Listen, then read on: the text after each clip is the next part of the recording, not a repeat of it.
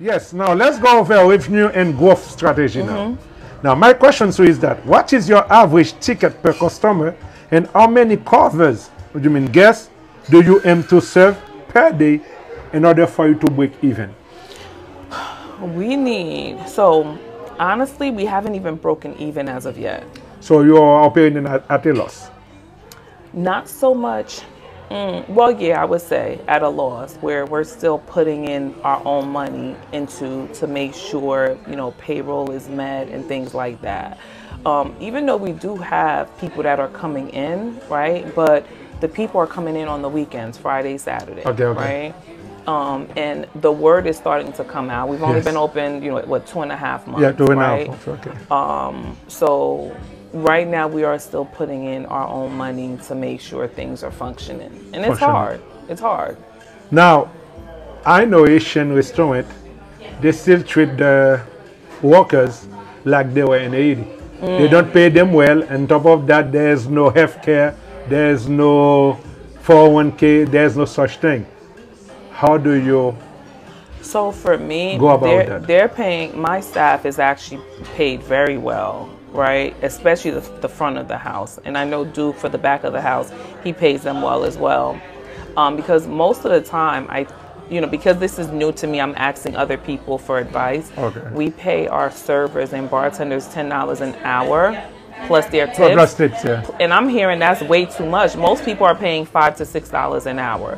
But again, because I come from working a 9 to 5, I wanted to make sure people were happy here. And money is what drives people. So how do you distribute the tip? Whoever gets the tip, that's his, or it is a pool and then everybody share the tips later on? So the bartenders pool, right, with the other bartenders, and then the servers pool with each other. Pool with each other. Doesn't matter if somebody comes and serve me, I give that person a tip, but that tips will be shared among everybody?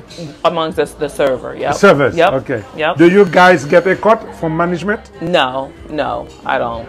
Our management is on salary, so they don't share the tip. Like even if it's busy and the managers are taking tables, they pass that tip on to the server. Yeah. Before I move on, when I came for Thursday Night Island, and I saw you provide valet parking, and I know that you don't have a parking spot. We do. We have. You have your own parking spot for the in restaurant? the back of the building. And how many spots?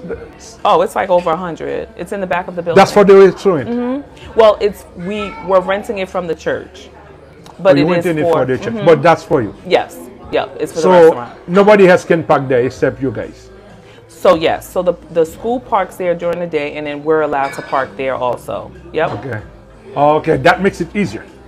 So we were able to park into because there's a garage here. So we were able to, our customers are able to park in the garage, but the system was down.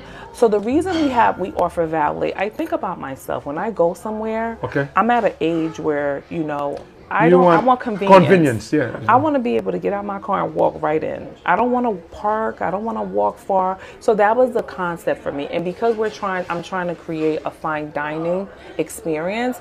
For me, valet is considered, luxury. Okay, luxury. That's true, because you park your car and then the guy brings it. Right. And then you give them a little tip. Right. And then that makes it more comfortable. Yep, absolutely. All right. Now, do you rely more on dine-in, catering, or delivery for your revenue? How do you balance them? Do you do dine-in? I see a lot of people came in and dine in. Do you do catering yet, or do you do delivery? Yet. Not yet. We don't do that yet. So, because we just opened, we're just trying to we're trying to perfect the dining, right? The dining. Because again, I want people to come here and get an experience. Yeah. I don't want to dabble into different things, right? So once I perfect the dining, which I think we're close to it, then I can start to do delivery. Because we're going to building like brand new, we're going to focus on those three buildings. Those three buildings, okay. All right. Okay, so I asked you before if there are plans for franchise, and you said it's too early for you to think about that. I would love to, but the biggest problem is money. Money, okay. Yeah, I know franchise is a different whole beast by itself. It is, but it's just doing something like this, right? The type of thing that I would want to create, it costs money to do it. So. All right.